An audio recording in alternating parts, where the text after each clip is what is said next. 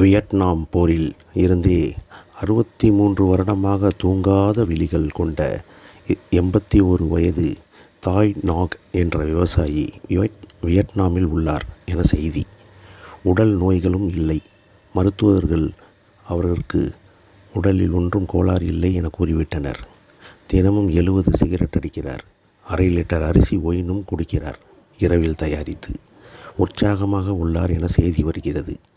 YouTuber troupe பென்ஸ்கி என்பவர் 2023 வருடம் இதனை கண்டறிய வியட்நாம் சென்று தங்கி ஆராய்ந்ததில் அவர் வீட்டில் 2 மணி நேரம் தூங்குகிறார், அதிகம் குடித்தால் மட்டும் என்றார். தூக்கமின்மை உடல்நிலை காரணமாகவும் இருக்கலாம். பாரடாக்சிக்கல் இன்சோம்னியா என்பர். இது உண்மையா உருட்டா என தெரியவில்லை.